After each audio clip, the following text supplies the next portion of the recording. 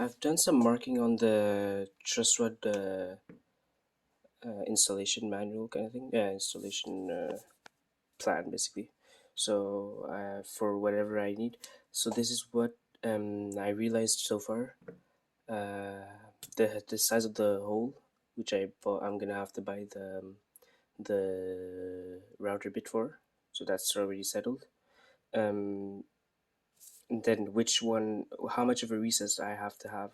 So um they say for the one I have is this one, and this is what you use to adjust the truss rod.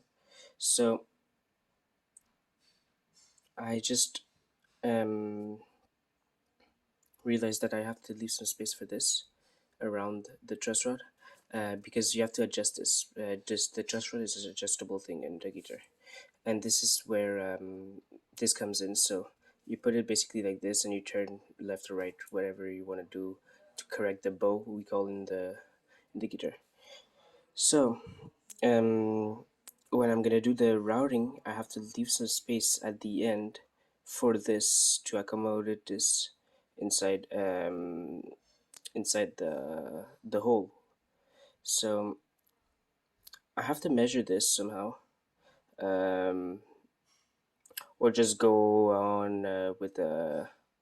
I'm gonna what I would think I'm gonna do. I just thought about it right now. I'm gonna do some holes in some wood and see which one fits, and then with the drill bit according to the ones that this fits in closest, I'm gonna take that drill bit and take that size, and probably route the pocket with that at the end. So that's what I think I'm gonna do. Um, After that, we have the plan mentions that I might have problems with rod rattle, which is something we call rod rattle. Rod rattle is basically this thing. If it's not tightly fit inside the hole it is supposed to be in the slot, it will move around when I, let's say, tap on the guitar, or just move the guitar around basically. So I they recommend putting some silicone. I have silicone at home, so that's something I won't have to buy. They recommend putting some. I have to know where. I think what they want to put it is like on those blocks, because normally these pieces move, but this doesn't. So that's where I think it is gonna be. They said that, but since silicone is very like that well, elastic basically. They won't really matter if there's a bit on this, since this thing is quite tightly like tightened, basically tightly tightened. So I won't have any. I shouldn't have any tuning instability because of that, if it goes on to this pieces. Um, so after that, there is the gluing process of the neck and the fretboard on this. This is not really related to this, but this is important to the truss rod installation. But it's important because you don't want glue on the truss rod, basically. So they recommend, when I'm gonna put the glue, to avoid excess glue. Um, and to put the tricorder masking tape on top of the area where the slot where the truss rod goes in. Um, so that's what I'm gonna be doing, and when I'm gonna be doing at that step, and then just to remove the tape, and then put and if it works, everything is works well, then I should just have like two flat pieces stuck together, and the glue wouldn't squeeze into the truss rod. So it's gonna go on the edge of the slot like it says, but not beyond.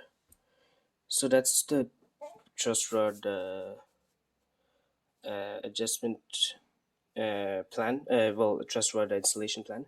You have to notice that this is on the drawing. It just gives me the orientation. So this is gonna be down. This is the down part where the truss rod adjustment axis is, and where also my truss rod adjustment is. It's important to mention because truss rods can be installed in both ways, like you see, but depending on which one you use. This one is the axis is at the bottom of the neck. This one, the axis at the top or here, basically. So, and this is the model I bought.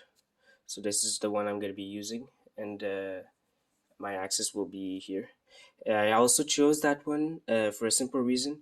If I look at my other guitars and look at what I bought pickups like these. They're different, but these are the same dimensions. Basically, sorry, the camera flipped. So basically, I bought pickups like the same sizes of this, and you see, I don't have any space here between the pickups and the neck.